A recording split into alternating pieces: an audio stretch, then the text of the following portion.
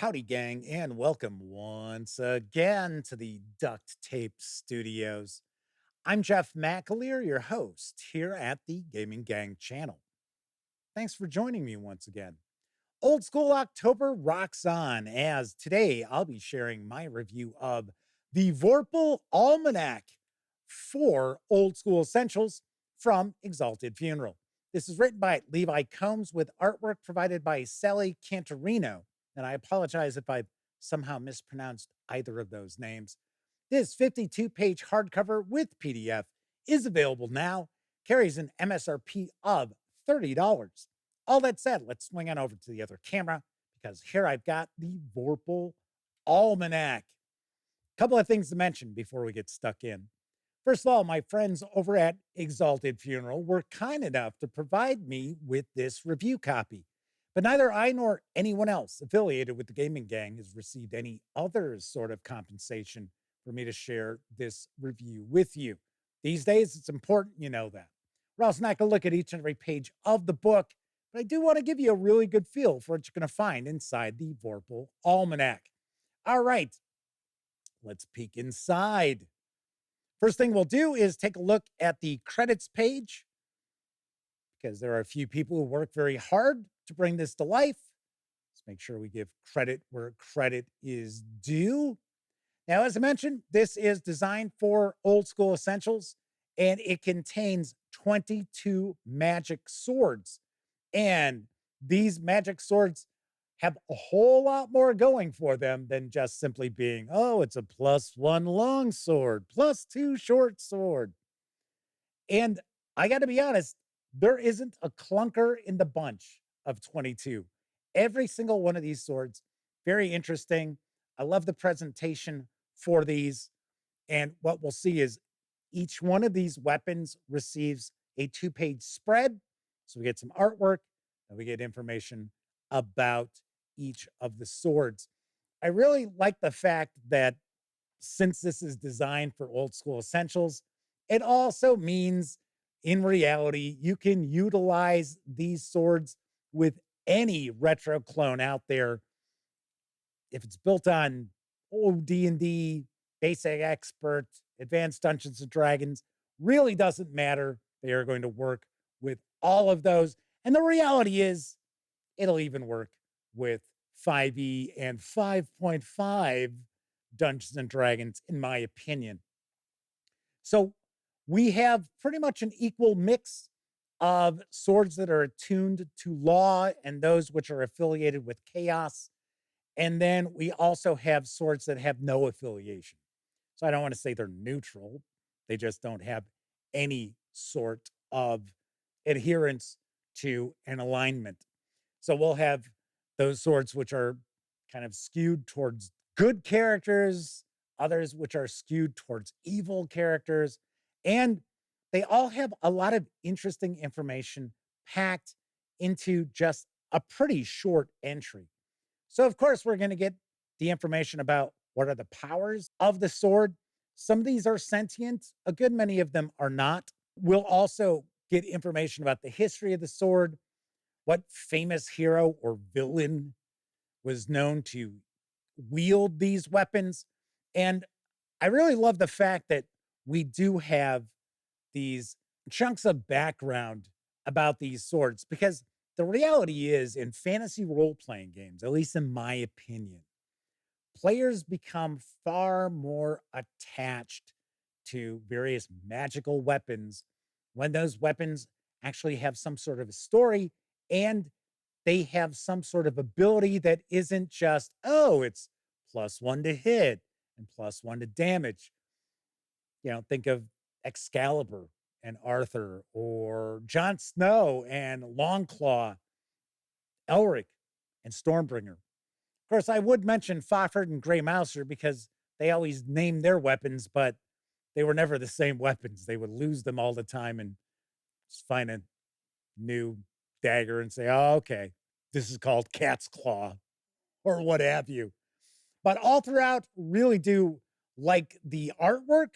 The artwork is really nicely done. And the information and content regarding the swords is also really interesting, really fun to read, and I could easily see utilizing a good many of these weapons.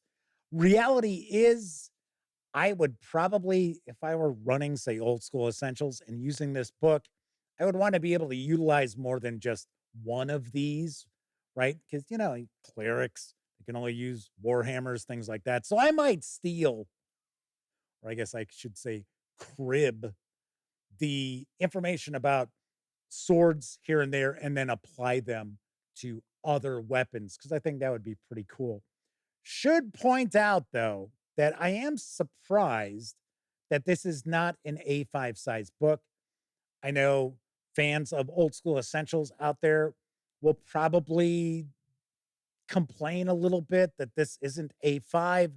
This is far closer to being 8.5 by 11 than A5. Honestly, I think this is 8 by 10 and a half, somewhere in that range, probably. Once again, I'm kind of surprised it's not that A5 because we do have quite a bit of white space for most of these sword entries here. Could have very easily fit this into an A5. Now we'll wrap up with a breakdown of information about what are these various different traits, abilities, components, and so forth that have been mentioned in these entries. And these also could be utilized as random tables if you wanted to create your own magical and or sentient swords. So I like that quite a lot as well. So a lot of useful content in this book as far as bringing more interesting magical swords into your games of old school essentials and other fantasy role playing retro clones. All right, so that's a peek inside the Vorpal Almanac. Let's swing on over to the other camera because I'm going to share some final thoughts and give this a review score. So I really do like the Vorpal Almanac. I think it's really interesting read. As a game master, I would love to incorporate these weapons into a fantasy role playing game. Once again, like I said, I'd probably crib some of the abilities and apply them to weapons other than swords because there are so many cool entries here. I'd want to kind of share the love with the players, not just those who can utilize swords. I will point out that $30 for a 52-page hardcover with PDF does feel a little bit pricey, especially when we see so much white space in the book. Also, once again, kind of surprised this isn't an A5 sized book. Neither are really huge deal breakers,